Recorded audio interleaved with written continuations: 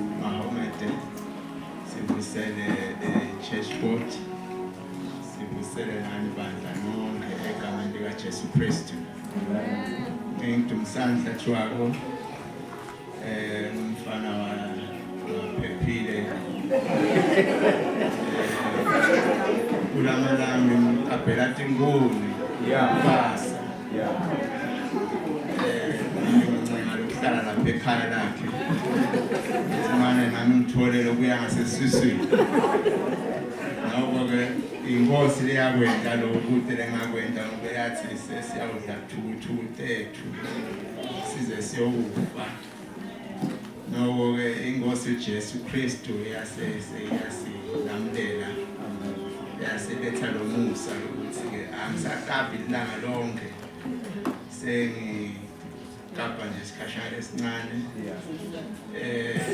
sesimbonga sonke Jesu simbonga uthando olungaka siphe lona kwami kuncane kakhulu bazalwane ngiceliwe lapha ukuthi ngokuqhuba ihlelo namhla-ke luthe lo hlelo main service yethu inamhla so sitawucela ukubambisana nalo dala asilephulele isikhathi asishiye ngoba by 12 o'clock Sitawucela ukuthi umfundisi abe angadla asukuma. Kusho ukuthi-ke lokutawufuna kudla lesikhathi semfundisi ungenteka kungabe kusanikwa lethuba lokuthi kwenteke. So asisibambisane-ke bazame lesikhathi sibambisise kahle. Sitawucela nyalo ukuthi kuvulwe inkonzo ngeculo litawuqhamuka ku-praise team bese loholwa uNkulunkulu lapho kimi asukume ede asiphekele besabanye egameni likaJesu Kristu. Amen.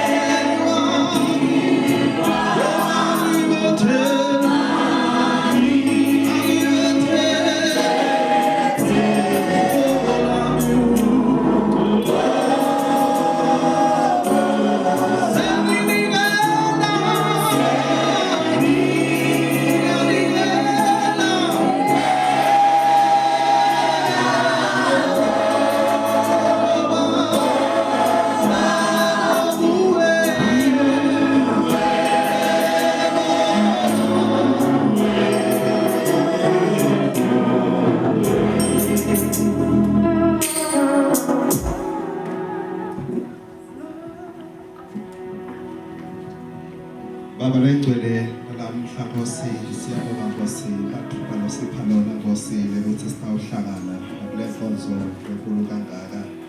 uNkulunkulu ophilako siyabemba ke Nkosi sesifikile Nkosi indzawo. Sicela Nkosi yonke imisebenzi etawendiwa Nkosi ibe senthandweni yakho. Sinikela bonke Nkosi labatawusithuphela lo msebenzi kusukela ku-praise team kuye kulosukulela hlelo kuye nasengcebeni natonke Nkosi into letitawendiwa la Nkosi sikunikela kuwe Nkosi sithi inthando yakho Nkosi makubengiyo Nkosi lesihambela phambili siyathandaza ngemholo egameni lakho elinamandla. Amen. Uhamba sifike la sesicala inkonzo yethu yanamuhla bazalwane.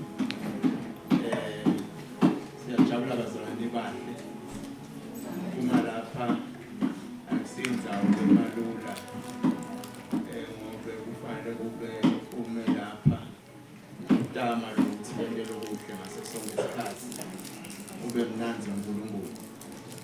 So we-challenge ngaleyo ndlela nibahle nami la nibuka niyamangalisana sengiyabona lesi Nkulunkulu nakabuka isizwe sakhe abantu bakhe kuba njengoba nami nginibuka. Amen. Kuhle kakhulu bazalwane. Sitawucela lokuphuka ihlelo bazalwane sibambisane lesikhathi asikho bamfakaze ukuthi abuye kude bazalwane. Ngicela ukuthi lo atosinikelisa aphuthume ethengi ngengoma le amba praise team. Malako liyaba bazeka emhlabeni niwo sithi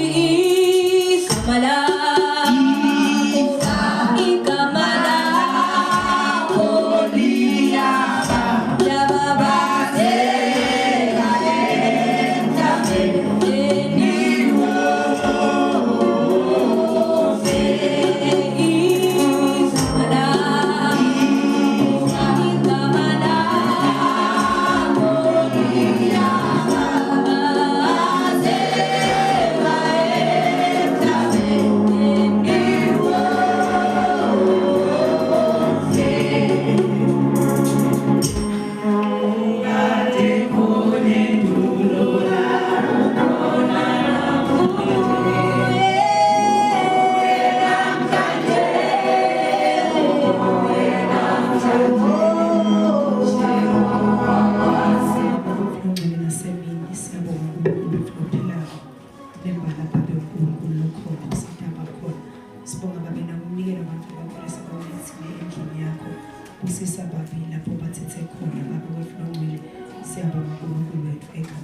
Jesu Kristu, amen.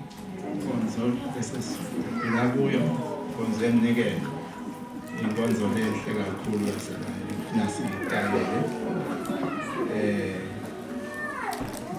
ngiyabuka bazalwane la ngathi ngibona la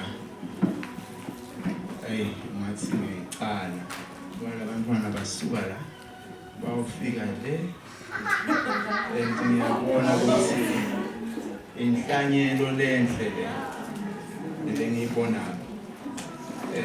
inhlanyelo kwevele bathi lena leseyincane nasetlwaneni etlwane sezincane titala kahle kanti tiba more productive kunale lesetithi inzala bese bathengisa leti nkukhu ngoba saqaleli kahle sekuqalela amaqanza amancane ngiyabona ukuthi uNkulunkulu usipho lesihle la kumawalala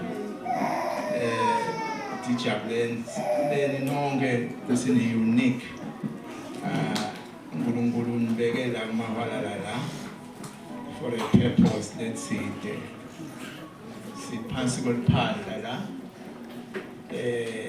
akunalutho kodwa ngiyacabanga ukuthi indaba bafakazi nani ukuthi le ndaba senibona bakubona labanye abazange bakubone lokho ukuthi mawalala kwakunganalutho sibonge umfundisi wethu uNkulunkulu asiphe yena nyalo sosipha nine mawalala mawalala ngine ndamuhla kunephula lekhaya lesingazange sesibone nani ngiyakubonela nihamba khona kunephula ongazange sibone idla nje yonke lenzalo idla lenzalo so nani uNkulunkulu ngiyacabanga ukuthi kukhona la kusebenzisako la ngani mawalala nginde ndamuhla nisita umfundisi uthi awine letinhlitiyo tayo wonke umuntu la mawalala abone ngamunye umuntu ukuthi yathi impilo ikumawalala ngiyababone ke bayabomanzane bawugeza imanzane bashiye imandi yabo la emakhaya bathi angathi lo manzane unjani uyashisa ushishiswa ngubani abamati kodwa lamanti ayashisa but anempilo namawalala ke ayashise ageze abantu abe nempilo lempilo yokuqala ngini ukuthi niphile lempilo lefanele letawudla abantu asiqhubeke nomsebenzi bazalwane uNkulunkulu asiphe wona sitawucela labasicala usivakashela usibakhona yini baphakamise tandla Nkosi yami bakhona bazalwane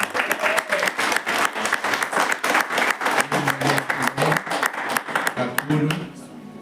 Nkosi yami nikhululekile la uMawalala. Nike nje ningesabi lutho. Ngidawuletha ubufakazi nyalo. Nikhululekile bazalwane. Nifakaze. Isikhathi limited. Kwathi ukuthi nga 12 o'clock umfundisi umathatha. So nawe lokwendawo kwente ngesikhathi lesincane kodwa sikuve ukuthi uthite akudingi ukuthi udiphinza abasabana. Bese sonke inqebethu idenge phambili icilo wena 150 ngicabanga sibatha silalele bese ingcebo seya thatha indzawo yayo egameni likaJesu Kristu. Amen. Ihlabelela futhi ilizilo kuphila ngoba yona linikese ilizilo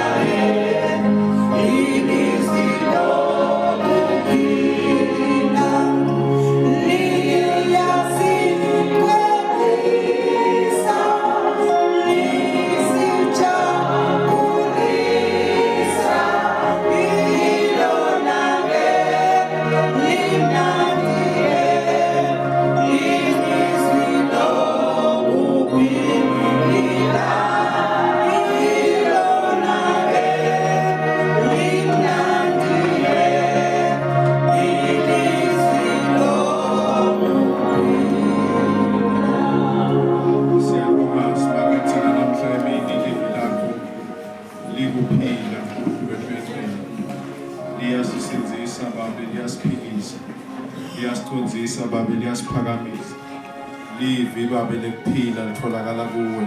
Siyabonga uNkulunkulu etwengcwele kusihlanganisa kule ndzawo simakadze angeke Nkosi usihlanganisele lide.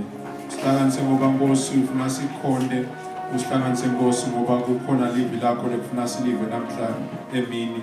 Sithandazela babe ukuthi lento umsebenzi wawo babe lophelelisiwe empilweni tethu ludumo lonke simakadze lwele kuwe.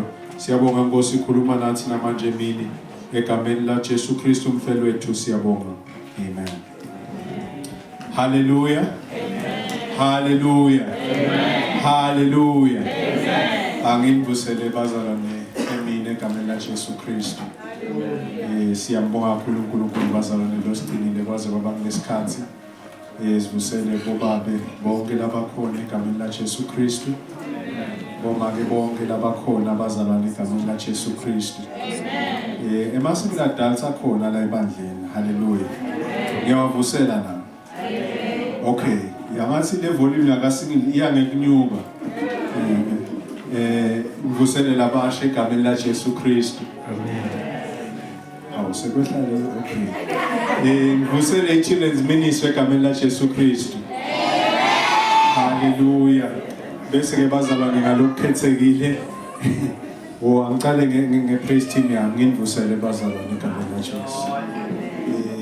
Bese ngivusela ibhendi yami lihamba yodwa. Egameni laJesu. Bese angishaya phela ngiyabona. Uyabona. Hallelujah. Bese bazalwane ngalokukhethekile simukele bonke labazivakashele mina egameni laJesu Kristu. Sithi ke thina ke bazalwane, don't feel at home but be at home. Hallelujah. Indlu yasimakaze lena bazalwane, indlu yabo bonke bandlu nemukelekile. Siyabonga ukuthi nikhethe ukutawukhonda nathi. Hallelujah.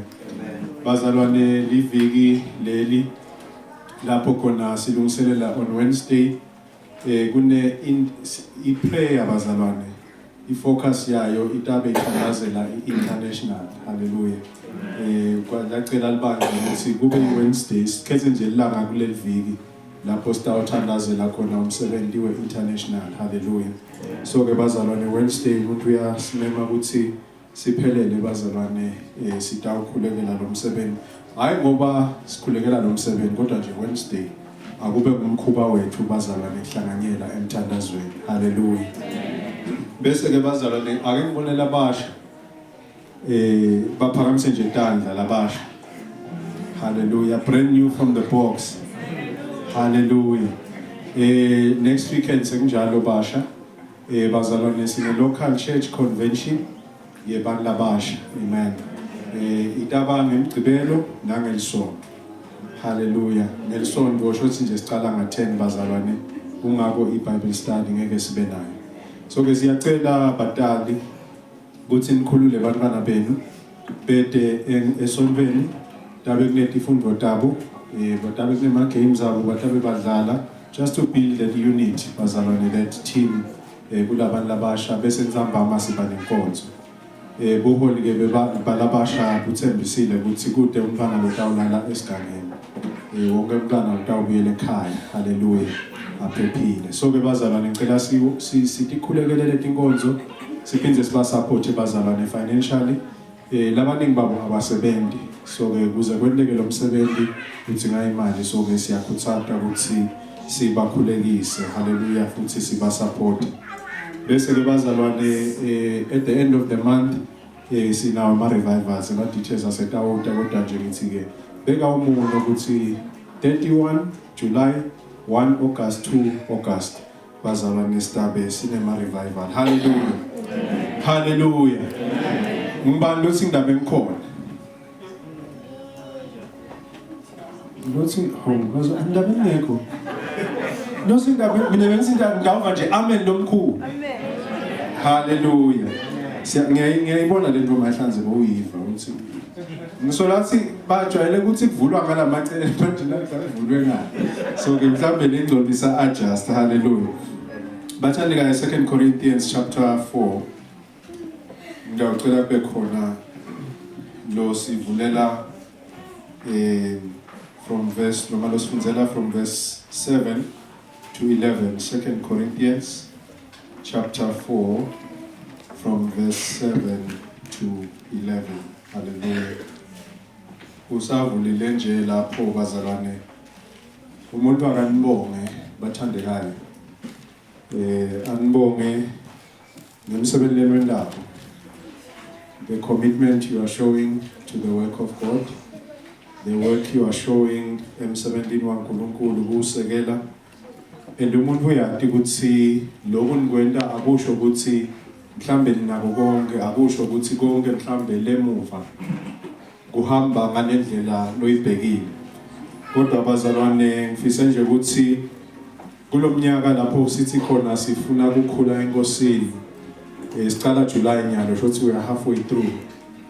I hope ukuthi kukhona umehluko lowubonako empilweni yakho. Ngiyati ukuthi akugabi lula, ngiyati ukuthi akusilula, futhi ngiyati ukuthi ngeke kuchubeke kube lula. Kodwa nje namhlanje amavi lesitawafunza ngifisa ukuthi akhuthate phase isihloko lesithi don't give up. Hallelujah. Don't give up. ungakhathali ungayekeli, don't give up.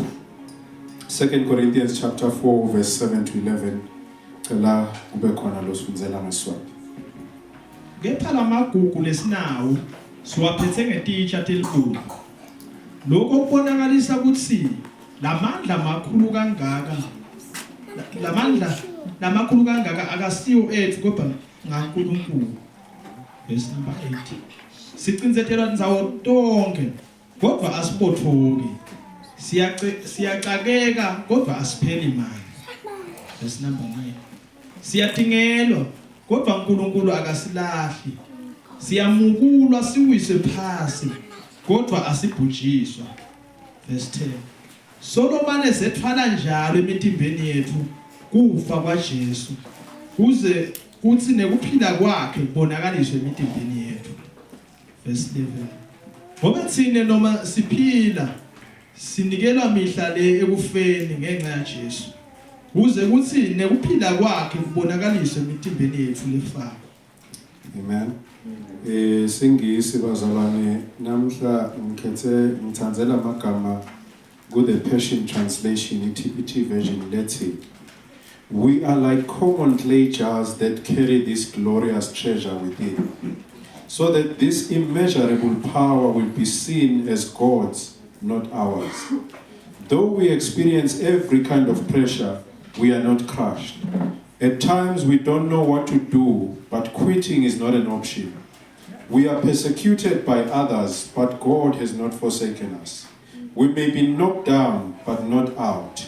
We continually share in the death of Jesus in our bodies, so that when the resurrection life of Jesus will be revealed through our humanity, we consider living to mean that we are constantly being handed over to death for Jesus' sake, so that the life of Jesus will be revealed through our humanity.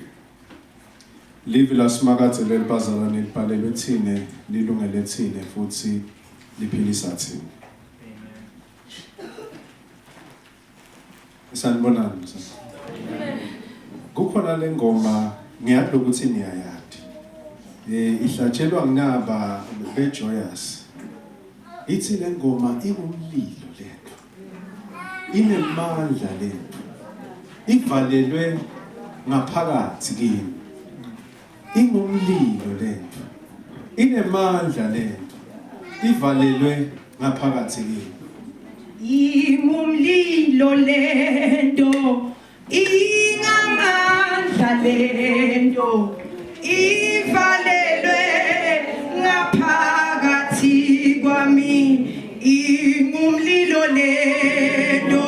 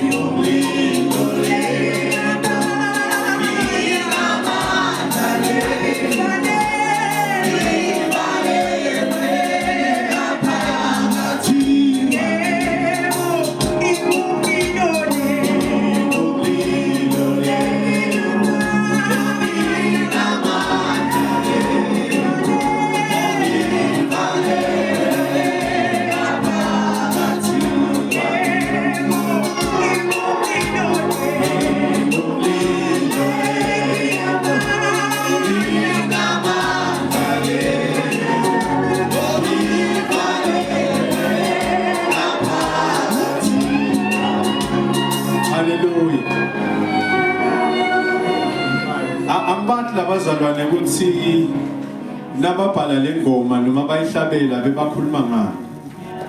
Kodwa mina nangifundza lamavi leswafundzile nginaka lokho. Uthi kunala indvo levalelwe lakithi lenemandla lamaningi. Bona bathi ingumlilo inemandla. Lokusho ukuthi iyaqothula lendvo lapho khona bonakala kwangazuthi kufuna ngabe kuna stop kodwa lendvo lena iyakhona ukuthi ithi breakthrough. Uthi nakabhala Paula lapha uthi kunala magugu lesinawo akawasho ngeligama ukuthi yini lamagugu kodwa usafunza bese kuba khona lokwembulelela kako ukuthi yini lamagugu lakhuluma ngawo Paul sithi lesihloko don't give up lokusho ukuthi kuveta ukuthi ngendeka kube kulula lokuthi uthi hey yathi mina sengiyayekela bazalwane lapha sikhuluma ngebazalwane Paula ubhalela bazalwane lengwatiko ngalendlela yekholwa ngokuthi ngalelanga wemukela Kristu nesive noma umbuso walomubi nawo wakinikela ukuthi utabaligibe endleleni yakho kukuphazamisa ukuthi ugcine nawe so give up kuzungatokuzuza lokhu uNkulunkulu lakubekele kona so namhla emini bandla lakumahwalala ngifise ukuthi sibuke lamagama phasa lesihloko lesithi don't give up don't give up don't give up noma ngabe kulula don't give up noma sowubona kwangathi indlela usayiboni don't give up hallelujah lapha bazalwane lamagama abhalwa ngumpostoli Paul indvodza lesathi kahle ngokuthi yahlupheka kakhulu ihluphekela ivangeli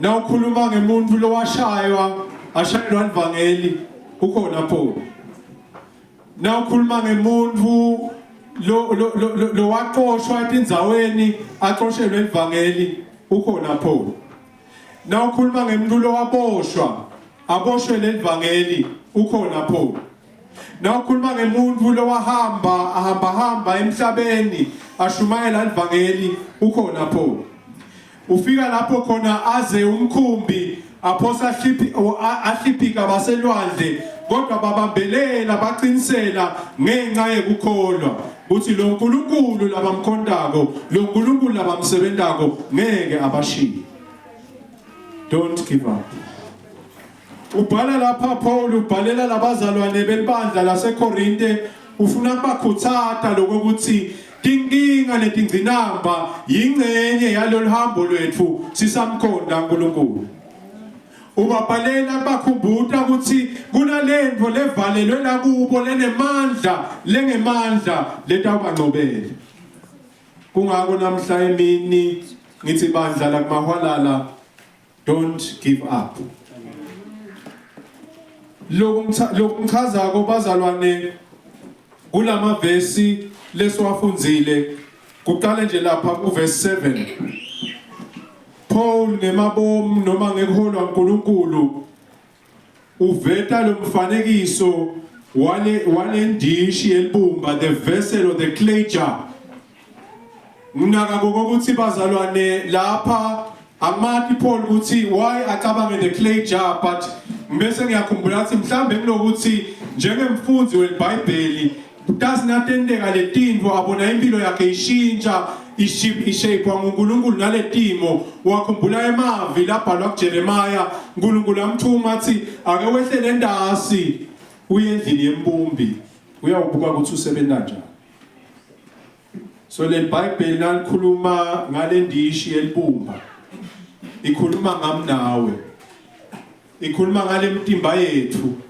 lebuthakathaka a clay jar bazalwane is brittle nansi brittle ngisho ukuthi yindishi lefalula nawu ngathi nje uyibambile uyayiyekela itawugamuka nawu ngathi ufaka ipressure kuyo itawugamuka nawu uyibambe kabi itawugamuka nawu utayisebenzisa kabi itawugamuka manje lapha Paul ubekisa ngale ndishi ubekisa ngami nawe kuthi nathi kube kuya ngathi ngabe sibantu labasheshe bagive up ngabe kule timo lo sowenze kuto solo wamemukela Kristu ngabe sowujike eThawuni wathi kanzi lenzaba ikanjani lena ngoba kukhona labanye mhlamba ngwadi wena ukuthi wasinziswa kuphi kanjani kodwa khona laba labenta uthi kwangazi uthi naso usinzisiwe wena you are immune to challenges kanti bazalwane lenzaba ihambi kanjani lenzaba ihambi kanjani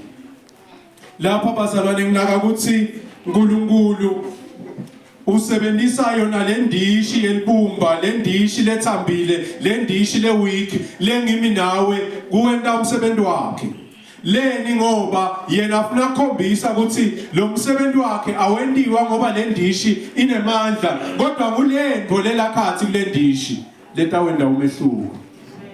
That is why it is the very Paul who says in Romans 12, submit your own bodies as a living sacrifice. Uthi ke Paul ngalamafishane nakabeka kanjalo uthi uNkulunkulu letha lo mtimba wakho lo weak, letha lo mtimba wakho lobuthakathaka ulethe kuNkulunkulu ngoba naso uNkulunkulu usetshenziswa uNkulunkulu. uNkulunkulu takhombisa amandla khona lapho kulomtimba lobuthakathaka. Kungako namhla emini sithi don't give up. Kwesibili lengunaka kubazalwane uthi Paul lapha, these clay jars that carry this glorious treasure. Bathandekayo kumcoka ngokuthi inhlitiyo yakho ibe ngilethi inikele ngalokuphelele eNkulunkulu. Ngoba inhlitiyo yakho mulapho khona le ngabi yakho isuka khona, mulapho khona le inhlitiyo ngoba isithi lesingisi I had it in my heart to do it. Lokusho ukuthi nangabe lento isenhlitweni yakho uyadimisela ukuthi angiyende lento iphumelele. Manje uthi Paul lento lena elangayithazi ukuthi yini ila enhlitweni yakho. Lokusho ukuthi bazalwane lapha kusinika nomqondo ngokuthi sisamkhonda uNkulunkulu, lithi leBhayibheli imkhonde ngenhlitiyo yakho yonke. Lokusho ukuthi vuma ukuthi uNkulunkulu abeke lento yakhe namagugu akhe la enhlitweni yakho. Na ubekela amagugu kaNkulunkulu enhlitweni yakho utawube uyazuza kulamandla latholakala kulento uNkulunkulu la ibeke enhlitweni yakho. Manje uthi ke Paul nasachubeka ngawubuya kulo verse 7 usivetela lenzaba yokuthi ebazalwane ema-challenges atawufika. Ema-challenges atawufika. Hayi nekuthatha ufika ayefika. Ngoba kunetinto latibala kaPaul lana ubala ema-test la ngifona ucela ukuthi siwabuke. Ngicela ukuthi uhambe nami mnakethu sitawukhona ukuthi siyende kahle lento. Ngicela ungifundele again verse 8 kulama challenges lawo vetako Paul. Sicinzetela nzawo tonke Mani. Uthi Paul lapha cabanga le angikwadi wena kusina uthi indishi yebumbu ucabanga ini kodwa ngicela ubeke nje emqondweni. Uthi ke Paul lapha sicinzetelwa amalanga onke. These are pressures that we face. Lamanye lama pressures are external. Lama pressures lamanye aqhamuke ekhaya. Lamanye kumbe aqhamuke emshadweni, lamanye kumbe aqhamuka kubantwana, lamanye aqhamuka emangweni, lamanye aqhamuka emsebentini, lamanye aqhamuka ngisho esontweni. Uthi Paul siyacinzetelwa amalanga onke. Le ndishi yebumba nguwe loyo. Angikwadi ukuthi wena nawe uyacinzetelwa ukuthi ucabanga ini. Kodwa ngiyathi uthi khona lokusengcondweni yakho uthi uyathi imfundisi nami ngiyeva manje ngiyacinzeteleka. Kodwa lapha sifunza ngokuthi kunalento lelakathi kithi lesinika emandla bese iyavela le solution ithi bese kwenti kanjani. kodwa asibothuki. Siyacinzetelwa kube bekungathi nalokuthi silibumba siweak lokucinzetelwa kwethu kusho ukuthi bekufuna sibothuke. Kodwa asibothuki. Leni ngoba kunalento lelakhathi kithi lefihliwe lebekwe uNkulunkulu lena lamandla ukuthi noma ngabe sicinzetelwa kodwa sichubeke sibe. Bantu bacabanga ukuthi hayi lona uyakholwa yena kumhambela kahle mntana sekhaya nasingahlala phansi sicoce. Utawukhanza ukuthi kanti wena wenda ngani? Ngathi ungasho ke wena ukuthi hayi kunalento lena ngekhathi lebekwe uNkulunkulu. Kungako sithi don't give up. Uthi nakabhala Paul ngale ku 1 Corinthians 10 verse 13 uthi uNkulunkulu wethembekile ukuthi lokho lokulingako kungabi ngetulu kwemandla akho. Ngoba yena wethembekile ukuthi njengoba ngithe ungesabi nawe, even through the storms you will make it to the other side. Bantu bamangale ukuthi wenda ngani athi hayi kunalento lela phakathi kimi. Bese kwesibili la kusho ukuthini ke siyacakeka kodwa asipheli imali. Siyacakeka ngicela sime lapho. Yebazalwane yathi khona timo lawo utawenza khona noma la wenze khona noma la wenza khona. Lapho ungakho nje ne-explain. Abantu babuthi sileleni wena yini letindodendeke kuwe. I don't have an explanation. But uthini ke lapha uthi nakwendeka kanjalo sendanjani ke? Kodwa asiphele manje. Asiphele manje. Leni ngoba siyamathi lo Kristu lophila kithi. Siyathi ukuthi yena indlela takhe ticabanga tiphakeme kunathi. Siyathi ukuthi yena noma ngabe usifake kuleso simo konke lo lokwendekako kutawendeka all for the good of the gospel. Kuthi noma ngabe mhlamba awuyithole le answer loyifunako but egcineni kwakhona taba nebufakazi ukuthi yathi lo make loya lathi lo babe loya lathi umuntu omusha loya wenza kulesimo sacabanga ukuthi utawubothoka wenza kulesimo sacabanga ukuthi kumbe utawuqhuleka wenza kulesimo sacabanga ukuthi utawuyekela lokukholwa kwakhe kodwa through it all bakubona wenzela ngishe leni ngoba wathi noma understand what God knows wathi mina ngishiyela konke kuwe cela uchubeke ku verse 9 siyadingela haleluya siyadingelwa bazalwane lenza bayadingelwa angathi noma yanaka yenzi kule tinto la khuluma ngato Paul lana sithi yendeka akusito tinto letibangwa akusito tinto that you have control over tinto letithamba ngaphandle lehlukubeta lempilo yakho dithinze lemtimba wakho dithinze ingqondo yakho dithinze inhlitiyo yakho kodwa through it all uthi kodwa siyachubeka uthi siyadingelwa kepha siyadingelwa kodwa uNkulunkulu akasilahli lapha bazalwane lo lokhulumako nakathi siyadingelwa buye bekunalendzaba ukuthi bese liphumile lelivi lithi nanimbona le nayinibona le ndodza leya lengipawula ina ndayibamba noma ndayishaya noma ndawendani bazalwane ngenteka kube lokukholwa kwakho mhlambe lekhaya la usuka khona akusilo likhaya limkhona kuKristu kodwa ngalokuthi wena uqinisele ubambelele kunebantu labatibekele ukuthi lona sitamphazamisa endleleni kunebantu sometimes they might even come to the point where they want to do something physically to you but lelivi namhla liyasikhumbuta ukuthi uNkulunkulu kodwa yena akasilahli lokusho ukuthi nangabe uNkulunkulu akasilahli tabalihawu lakho babathe bayahlela ukuthi abesimzame nganabo bakhanze ukuthi hayi asikhoni babatha simzamela nabo bakhanze ukuthi hayi asikhoni leni ngoba kunaleni lela khathi kuwe lamagugu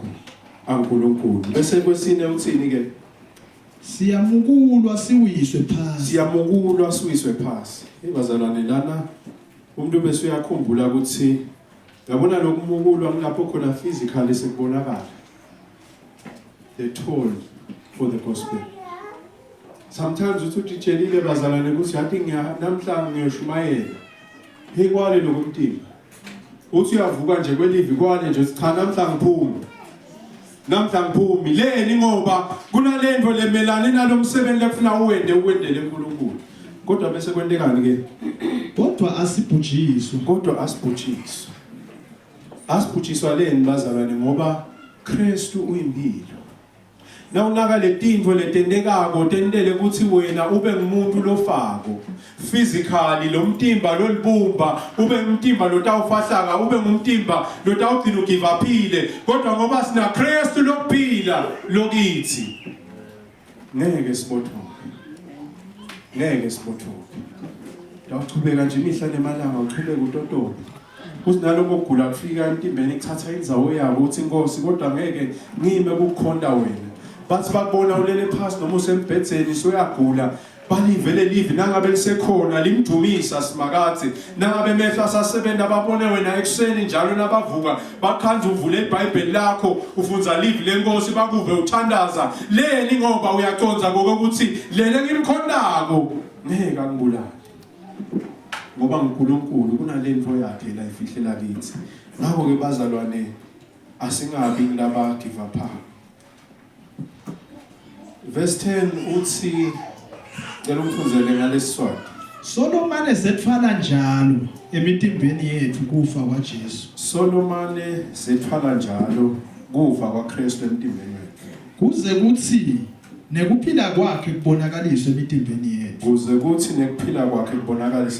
yethu amen lapha bazalwane nawe ifunza kabi lenzaba igcine seyiconfuse ukuthi uthini kanti Paul nakathi lapha lokufa kwakhe sikuthwele emtimbeni yethu ukhumbule emthandekayo ukuthi lo Kristu lesimkhondako abe nguNkulunkulu kodwa washaywa ngenxa yakho wahlushwa ngenxa yakho nawe kodwa khona kuloko wagcina aze afile ngenxa yami nawe leni ngoba wabeketela ngoba understanda ngokuthi there is a greater purpose this temporary suffering. Ebazalwana angeke namhla emini into uthi livangeli lethu lekuthi sihlupheke no akusiko kanjalo.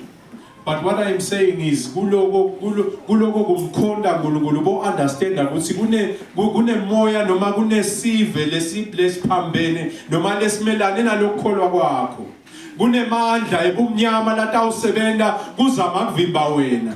Kunemandla ebumnyama latawusebenza kuzama kukwenda imbumbutho ungaboni ukuthi noma ukuleso simo kodwa uNkulunkulu soluyakubusisa. Because when we start measuring our success by the worldly standards, we will miss the grace of God. Kungako lo bhalako lana Paul realize ngokuthi uyathi into lemthoka namhlabeni ukuthi ngisahamba ngisaphila akube nalobukhona baNkulunkulu in my heart.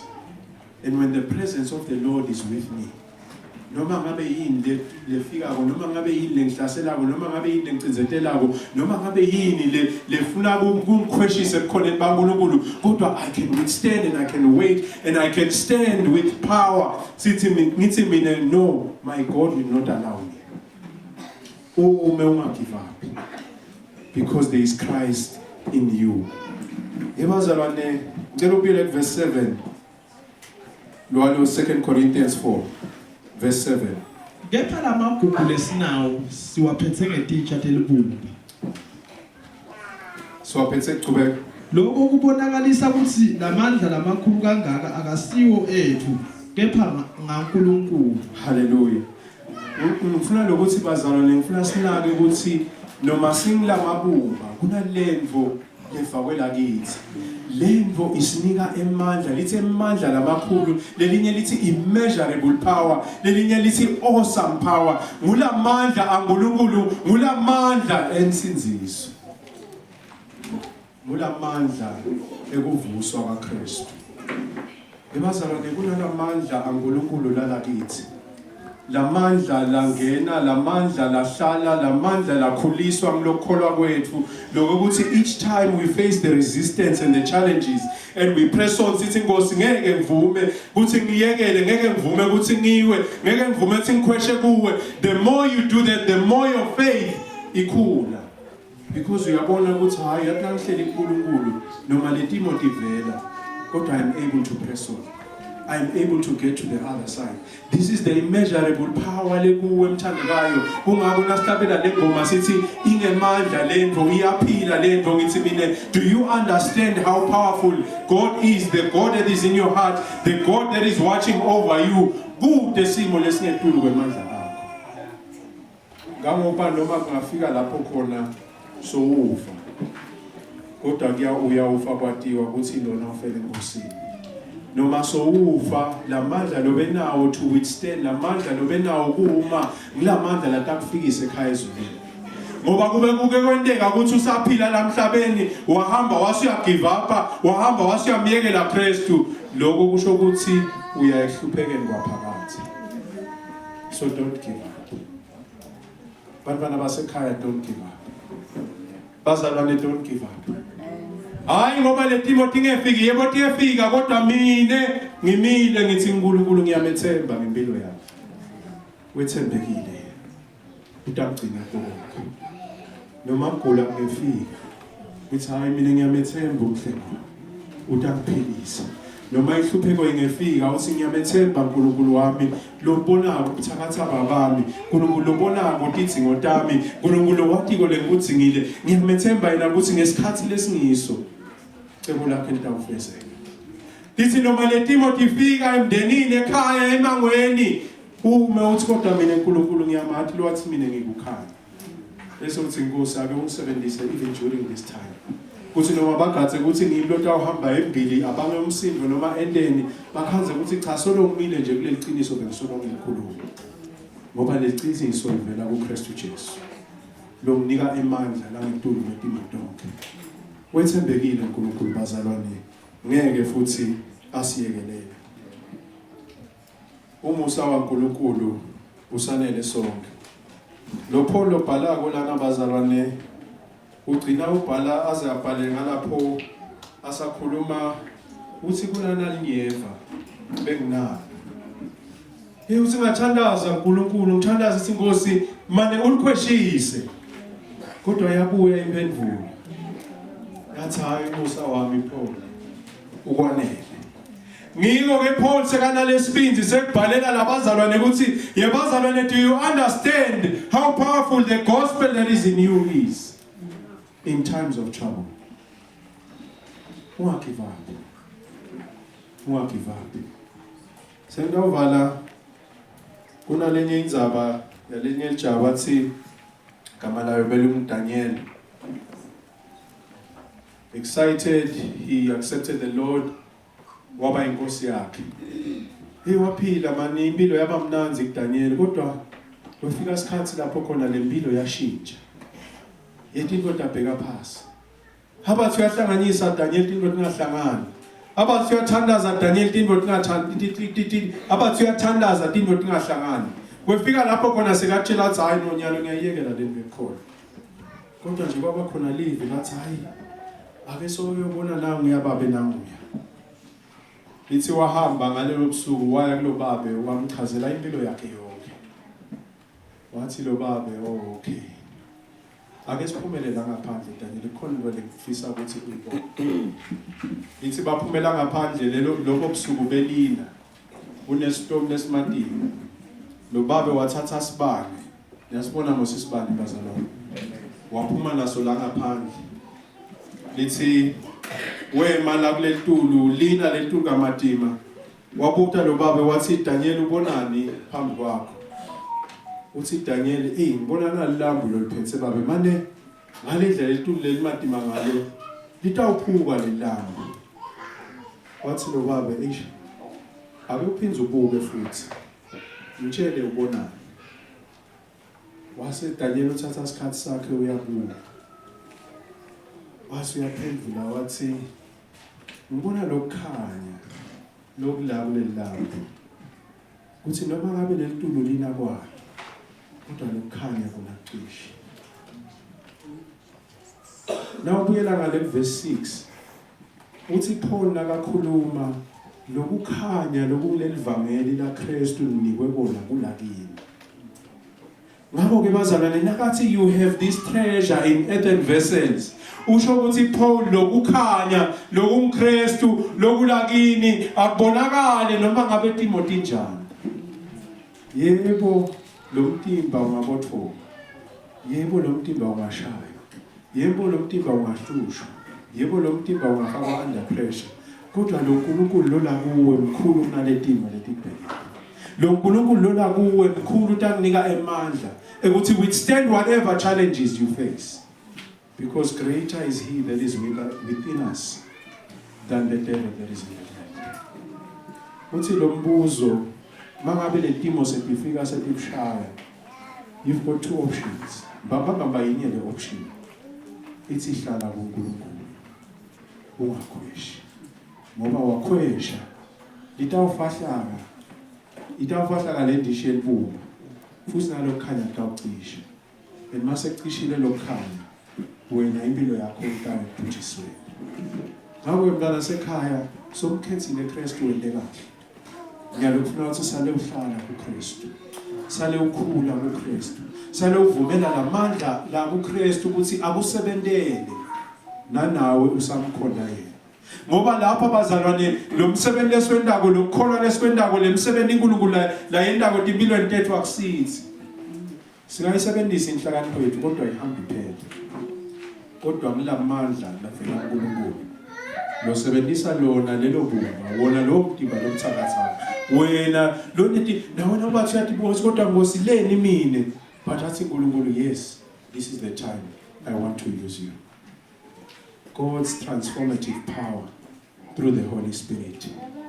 And la mandla kaNkulunkulu ngikuchaza ngawo bazalwane, mandla kaNkulunkulu are very quiet. akawubanga umsindo bathi bantu thina siyajanga kusinase sende timbo sibe fast and quick kuthi bantu bathi kuthi sendani hayi mina ngiyakhona kwenda kuthi hayi mina ngiyakhona kwenda kuthi kodwa lamandla kaNkulunkulu wona asebenza kusithakaleka akucabange nje namhla ekseni angikwadwe nathi uvuswa yini kodwa ngenteka kube nangabe bongakayisethi ala kunale ndalo yaNkulunkulu kunale system yaNkulunkulu yabona lelanga naliphuma mntana sekhaya lishala lapha kule fast elongena lishala esikhumba siyeva lesikhumba athi ayikhona ngathi kuyashisa leni kulamandla kaNkulunkulu very quiet because God now tinikele kuye ngalokuphelela wena lo msebenzi transforma lempilo yakho so that he works on you and he works in you so he can work through you. Again, please. He works on you and he works in you so that he can work through you for the glory of his kingdom. Manje ke wena asenza kanjalo uNkulunkulu lithi lelivi namhla emini understand ukuthi unaNkulunkulu phakathi kuwe. Ngulo uNkulunkulu lo tamnika emandla ekumela tonke tini. Emandla ukuthi lelivangeli lekuwe lisebenze impilo yakho. Emandla ukuthi lelivangeli lekuwe lisebenze impilo talabanye for the glory of his kingdom. Nawe bazalwane namhla emini livi lenkosi lithi kunalamagugu labekwe kithi. Lamagugu ngulelivangeli laNkulunkulu. Lamagugu ngulelivi laNkulunkulu. Lamagugu ngulomoya waNkulunkulu. Lamagugu ngulamandla kaNkulunkulu. Lamagugu is whatever that you need from God for you to sustain. Nawe bazalwane abebede notaskila endleleni. Asiqhubeke nisikhona. Asiqhubeke nisibambelele. Asiqhubeke nisinikele uNkulunkulu. Asiqhubeke simsebenzele yena. Asiqhubeke nisikhule enkosini. Ngoba yena tasiphe amandla edikhathini tonke.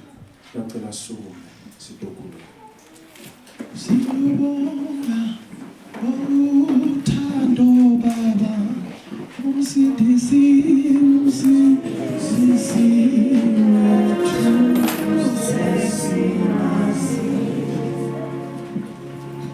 lithi lelivi kepha lamagugu lesinawo siwaphethe ngetitsha lelibuku lokho kubonakalisa ukuthi lamandla lamakhulu kangaka akasiwo ethu kepha ngaNkulunkulu.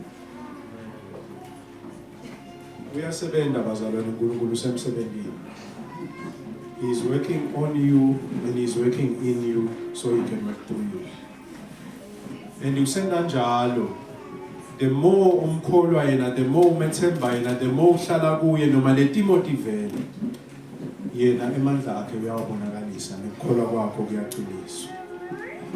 Ngakho-ke bandla la kumabona la asiqhubeke nisimkhonde uNkulunkulu. Asiqhubeke nisimethele uNkulunkulu. Asiqhubeke nisibike kuye uNkulunkulu. Yena utasipha amandla kwenda lokho lafuna ukuthi sibe. Nangabe ukhona abazalwane lothi ngathi bese ngiva ngathi I want to give up. La ukhona khona ndawucela nje ukuthi uphakamise isandla sakho. Sithi awukhuleka kahle. Ebazalwane tiyefika leti. Kodwa uNkulunkulu uthi nje don't give up. Uthi nje don't give up. Don't give up. Just trust in me and don't give up. I am working on you, I am working in you so I can work through you. Trust the process. Yena utakuphakamisa. Ndawucela asivale amehlo sikhule. Baba wethu engcwele isenkosi Jesu Kristu. Siyabonga Nkosi for this treasure that is in us. The Holy Spirit, the source of power. Everlasting power, amazing power. Lengekhathi ngithi.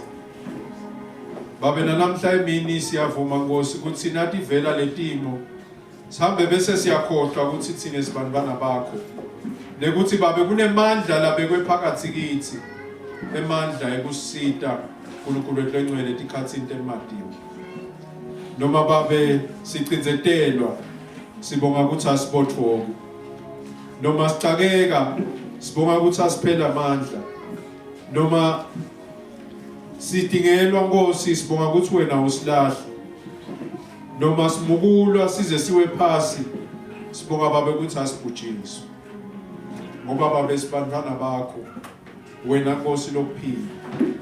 Lamandla Baba lakithi ngemandla laletha kuphila kumuntu, nalapho Baba bese kubongiwe kwagezwa tandla ukuthi cha lona ngeke aphumelele, kodwa Nkosi nasikuwe thina siyathi sitawuphumelela.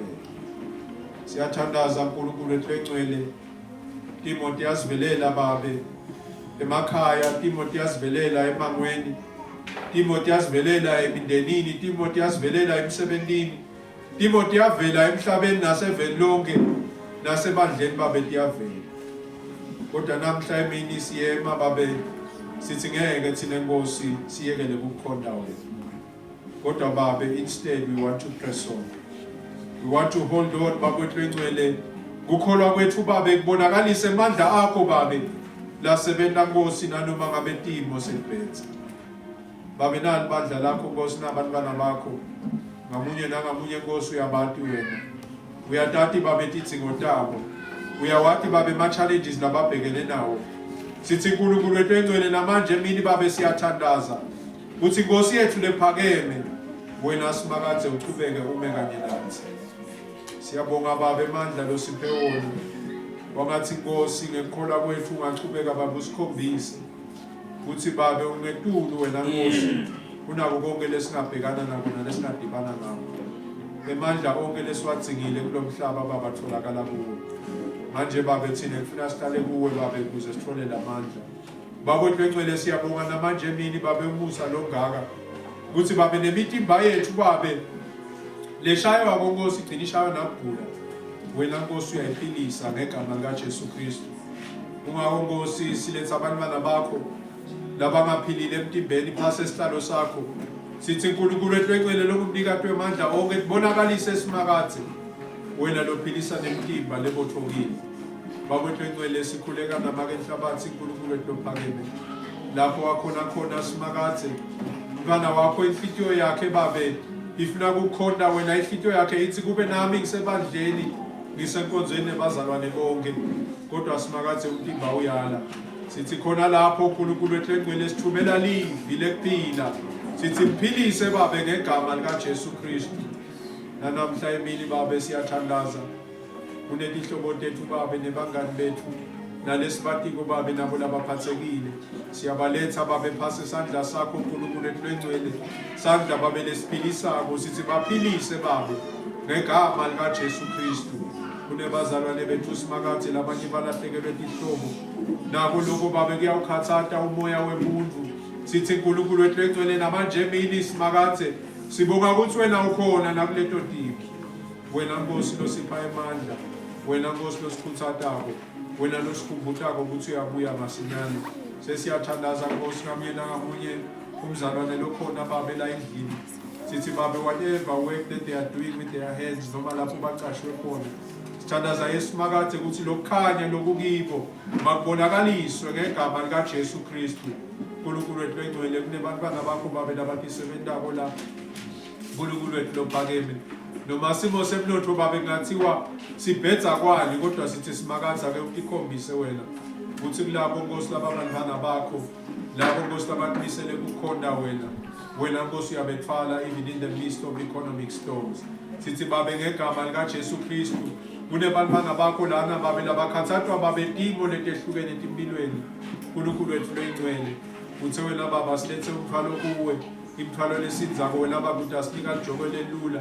Baba wethu engcwele lokho Baba ekutawulethwa kunokuthi sikholwe ukuthi wena Nkosi nathi nasentimeni tonke, sithi Baba baphe kuthula kunika kwemandla onke ngegama likaJesu Kristu, ngoba wena uNkulunkulu longehluleki. Namanje emini Baba sithi sitha Nkosi siyasihlulekisa ngegama likaJesu Kristu, sithi sitha Baba kasinasabelo kubantwana bakho ngegama likaJesu Kristu. Failure Baba is not our portion in the name of Jesus Christ, kodwa Baba kuwe Nkosi sinekunqoba Baba etimeni tonke. Sithi simakathe siyabonga ukuthi wena ungakithi, ngoba Baba mkhulu wena simakathe lo ngakithi unalo loseveni. Sihamba ngesibinzi Baba, sihamba ngekholwa uthi wena simakathe unathi namanje mina baba eqengcwele setawudla sidlo sithi uNkulunkulu eqengcwele akube babe yivuselelo empilweni tethu uthi simakathe njengoba kufa kwakho kukithi baba eqengcwele thina sinemandla lavela kuwe sisebenzise baba for your glory as a church uNkulunkulu eqengcwele udumo lonke liyabuyela kuwe manje kusekube phakathi ethu ngicela kubabe ngicela kubabe endebeni babe isicela ukuthi kubabe bathandekayo ngicela ukuthi labo lesiyaye sidle nabo baphakamise tandla nangabe uzivakashele sidlo uyasidla ebandleni lakho nalapha omukelekile ukuthi ungasijeyini so ngicela ukuthi sibone ngetandla abazalwane ukuze sitawukhona ukuthi umsebenzi ube lula incwadi ya 1 Corinthians chapter 11 kuleyo lesiyaye siyisebenzise ngicela ukuthi 1 Corinthians chapter 11 from verse 20 we are Wongcesi 23 kuya ku-26 ngoba mina ngabe muke la enkosini lokho lenganinika kona uthi inkosi Jesu ngalobo busuku lathengiswa ngabo wathatha singwa wabonga wasihlephula wathi lokhu umtimba wami lohleshulelwe nini lokhu kwenteni kuze ningikhumbule 25 ngalokufana nako wathatha inzebe emva kwekudla kwakusidla wathi lenzebe sivumelwane lesisha lesentiwe ngengadi yami yentani lokhu ngetikhathi tonke nani natha kuyo kuze ningikhumbule verse 26 ngoba nani idla lesinkwa ninathe kulenzebe nifakazela kufa kwenkosi ize ibuye amen ngoba nani idla lesinkwa ninathe kulenzebe nifakazela kufa kwami ngize ngibuye amen lapha bazalwane inkonzo lena leyaqalwa nguJesu angakayi esiphambanweni kuthi njalo ibandla nalihlangene njalo nabakhe bahlangene badle sidlo lapho khona lesinkwa lomfanekiso walesinkwa ufakazelana amavi lesiwafunzile kuthi sihamba nalokufa kwaKristu ngaphakathi kwithi meaning we are partaking in the suffering of Christ for the gospel ngoba yena wabulawa ngenxa yethu bese ngalenzebe yaleliwayini ngumfanekiso wesivumelwano lesisha ngengadi yaKristu ukuthi kudetlwane lesiyawuphinze lihlatshelwe tono tethu kodwa ngekufa kwaKristu lengadi yakhe lesinzisa tono tethu kuyona lesivumelwano lesisha uNkulunkulu ngakho ke bazalwane sitawuhlanganyela siholwa kulamavi kaNkulunkulu ngicela ukuthi siphakamise labo lesidla nabo sihleliwe ikasini kaJesu yebo sitheliwe ikasini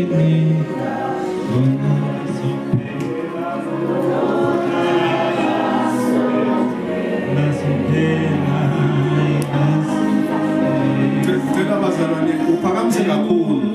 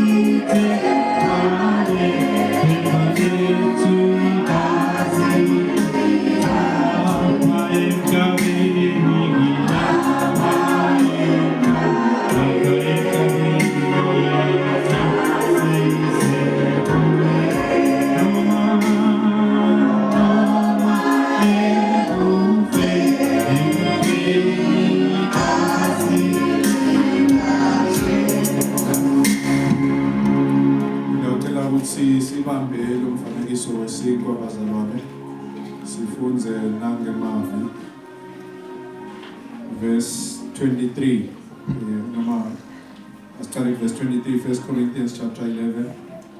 For I pass on to you what I received from the Lord himself on the night when he was betrayed.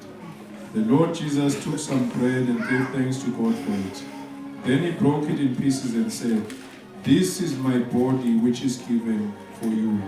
Do this in remembrance of me." Ngicela babe uMotsa sithandazele bese siyadla nasathandazele. Baba wethu esezulwini. Yisenkosi yethu Jesu Kristu. Sonzela kuwe simakathe ezwe church. Nimandla wonke sigcwele ifoba nimandla wonke. Sigcwele negratitude Heavenly Father. Nimandla wonke sisada lesidlo simakathe sikhumbula Heavenly Father. Uthi Jesu wafa esiphambanweni simakathe. Wahleshulelwa simakathe. Wahleshulelwa nimandla wonke our salvation Heavenly Father. Lapho sathengwa khona uNimandla wonke. Baba uNkulunkulu sisaphatheka uNimandla wonke sibambana bakho uNimandla wonke sihlanganyela la. Engathi simakathe ngenhliziyo yethu Heavenly Father. Betingagcwala nje simakathe inkumbulo uNimandla wonke sacrificial love simakathe wayikhombisa. Baba uNkulunkulu usisa ke uNimandla wonke libandla lakho Baba sithatha izinto egameni lika Jesu Kristu. Amen.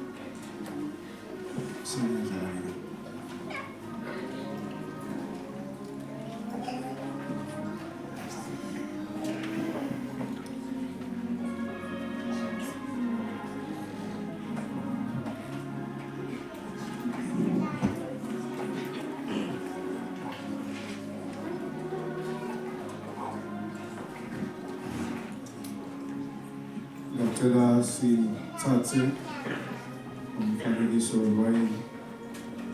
Uthi verse 25, in the same way he took the cup of wine after supper, saying, "This cup is the new covenant between God and his people, an agreement confirmed with my blood. Do this in remembrance of me as often as you drink it." Bangathi bazalwane ngabasikhumbuzo ukuthi sidinikele kuKristu ngathela lebenza kusibongele bese Baba lengcwele lapho sekukhuluma ngathi asikwende lokho Nkosi sikhumbule sivumelane sasele lakho lishito Nkosi ukuthi siyashaywa sizenzelwe kodwa Nkosi konke asikhumbule Nkosi ukuthi thina sengazivumelwano ngalo Nkosi lesingathi manje sicela Nkosi kuhlale kusikhumbula Nkosi ukuthi sinesivumelwano benteka konke empilweni yethu kodwa sivumelwano lesasenga asingasukeli.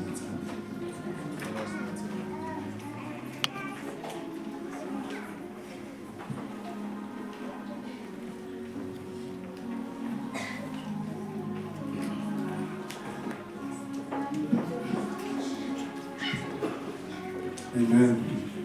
Siyabonga bazalwane, ngicela ukuthi sibonge uNkulunkulu ngakho lesesikwendile. Baba siyabonga namanje mina Jesu Kristu ukuthi wena Nkosi wethembekile. Siyabonga Baba uNkulunkulu ukuthi nakwamukela wena njengenkosi nemsindisi wethu Baba. Nathi uNkulunkulu wethu nemitimba yethu Baba. Lebuthakathaka intimba yethu yenkumba uNkulunkulu wethu noma ishaywa noma ihlushwa kodwa uNkulunkulu wethu engcwele ngoba wena ungaphakathi kithi simakathe thina sithola amandla amasha ekumelana nobhebhoketini. Sibonga Baba wethu engcwele ukuthi lo mtimba wakho simakathe uNkulunkulu wethu engcwele usifakazele futhi usikhumbule ukuthi sitawusebenzela livangeli lakho simakathe sisebenzele inzando yakho Nkosi ukuthi ifezeke emhlabeni njengoba yenteke ezulwini. Ngalokudla Baba lesinkwa nalokunatha Baba namfanekiso wengadi yakho uNkulunkulu wethu engcwele kusikhumbule nje ukuthi Baba njengebantwana bakho thina simakathe sitawuma kuwe simakathe sikukhonde wena kuze bese kuphela. uNkulunkulu wethu engcwele siyabonga namanje mina ukuthi wena uthi Baba don't give up. uNkulunkulu wethu engcwele lamagugu lakithi simakathe makachubeke Baba siphe amandla ukuthi Baba sime Nkosi simele ivangeli siliphile Baba wethu engcwele futhi silishumayele ngemandla. Usasebenza kithi simakathe ushintsha impilo yethu imihla nemalanga kwangathi Nkosi singaphuma sivuselelekile ukuthi asibambelele uze wena ubuye utawulanza ibandla lakho. Siyabonga Baba nanalithuba nanasidlo Baba lesizidlile Sithi Baba alethe sibusiso Baba Ntwengcwele nemvuselele impilo tethu ngamunye nangamunye wendele kuhle lekudunyiswa kwegama likaJesu Kristu mfowethu. Amen.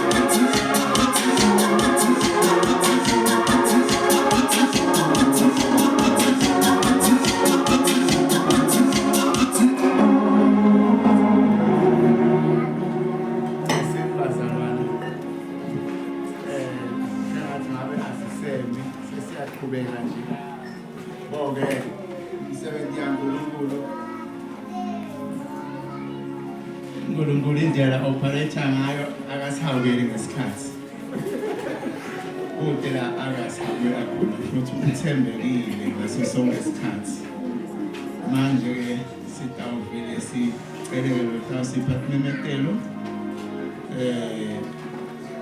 ayithenga phambili. Amen. Jesu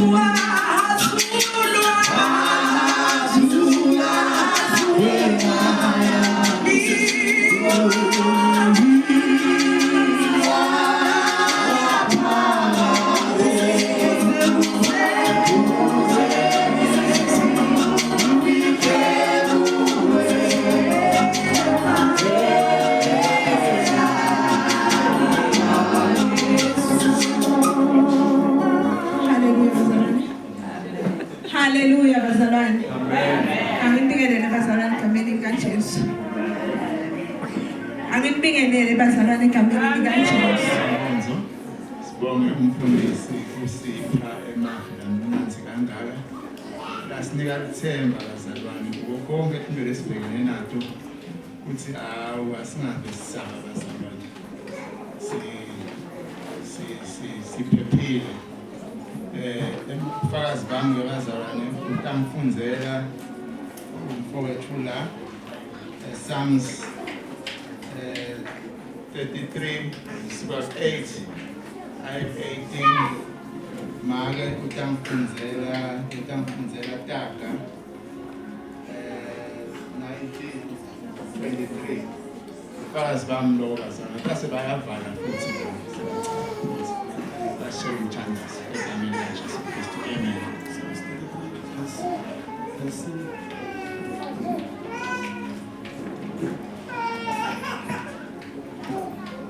Stage ufundeka umhlaba wonke awumesabe Simakazi. Bonke labasemhlabeni abathuthumele embi kwakhe. Ngobe wakhuluma wakhalima kwabakhona lutho. Simakazi uchitha emacebo etivu, shabalalisa imicabango yabantu. Emasu waSimakazi ayayohlala emile kuzife phakathi. Nemicabango yakhe iyawuhlala imile kuto tonke litukulwane. Sibusisiwe leso sive lenkulunkulu waso kungoSimakazi. Sibe lesitikhethele sona ukuthi sibe lifa lakhe. Simakazi asezulwini uyawubuka emhlabeni abone bonke abantu. Asesihlalweni sakhe sebukhosi ubukisisa bonke nabahlete emhlabeni. Nguye lobumba tonke inhlitiyo tabo, abukisise tonke tento tabo. Kude inkosi lencopha sitha noma inemabutho lamanyenti no nesixhwaga asincobe ngebunyenti bemandla aso. Taga 19 verse 23. Kwesaba Simakazi kuholelana ekuphileni lokwenelisako. Umuntu lonabo angeke ehlelwe ingoti. Amen.